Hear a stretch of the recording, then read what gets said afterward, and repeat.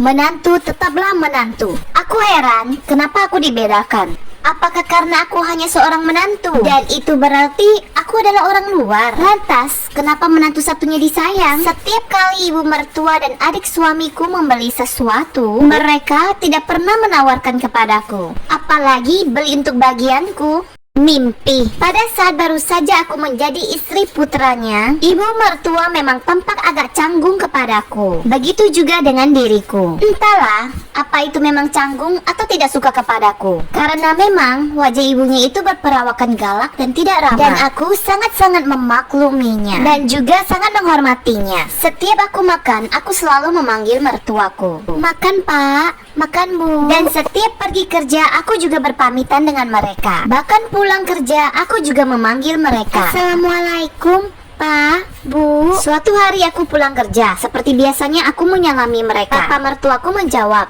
Waalaikumsalam. tetapi ibu mertuaku tidak menjawab dan tidak mau menoleh. Entah apa salahku. Padahal sepanjang hari aku bekerja. Tapi ya sudahlah, aku tidak ingin berpikir berlebihan. Mungkin saja tidak kedengaran. Suatu hari aku hamil. Suami dan mertuaku sangat senang karena ini adalah cucu pertama mereka. Sewaktu aku hamil besar, pernah adik ipar cewekku bernama Devi membeli makanan dan minuman secara online. Pada waktu makanannya sampai, ibu mertua, bapak mertua, dan adik iparku menyantapnya langsung. Ibu mertuaku menawarkan kepada suamiku. Dan seperti biasanya tidak menawarkan kepadaku. Bayangkan bagaimana perasaan ini. Mereka makan dan aku tidak. Sedangkan aku sedang hamil besar, tentu sangat ingin makan juga. Apalagi aku sensitif banget waktu hamil. Dan aku sering menangis diam-diam. Padahal sewaktu masih gadis, aku selalu dimanjakan oleh orang tuaku. Jadi setiap kali makanan yang ditawarkan kepada suamiku, ibu mertuaku selalu makan terlebih dahulu.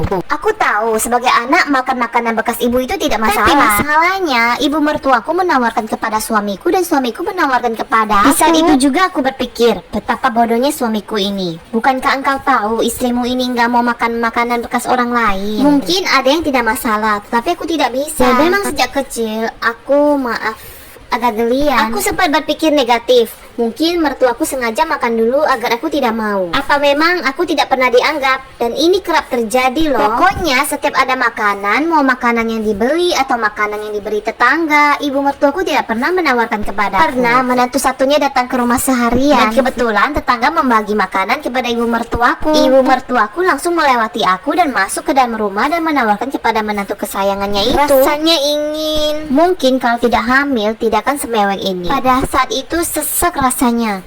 Apakah ini yang dinamakan jauh terasa wangi, dekat terasa bau? Ditambah lagi suami bekerja sampai malam. Terus terang aku sangat merasa kesepian. Apalagi keluargaku juga jauh. Aku kangen ayah dan ibu. Singkat cerita, aku pun sudah lahiran. Masa nifas aku dan bayiku diurus oleh ibu mertuaku. Ibu mertua tidur seranjang denganku. Selama masa nifas, aku sering kelaparan karena mertuaku sering telah menyediakan makanan buatku. Setelah lahiran, aku memang lemah, tidak seperti ibu-ibu pada umumnya.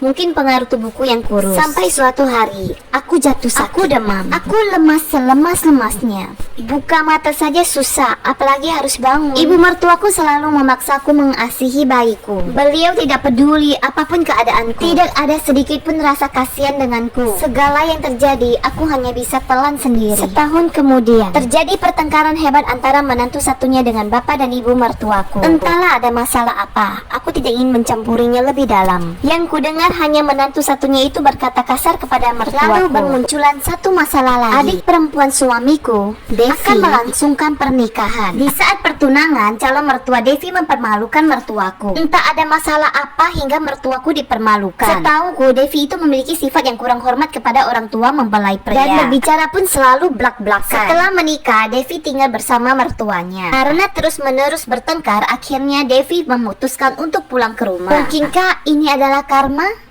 Masalah berdatangan terus. Hingga mertuaku pun juga bermusuhan dengan besannya, orang tua dari menantu kesayangannya itu, dan juga bermusuhan dengan mertua Devi. Sampai ibu mertuaku stres dan sakit hingga dilarikan ke rumah sakit. Percayalah, apa yang kau tanam itu yang akan kau tuai.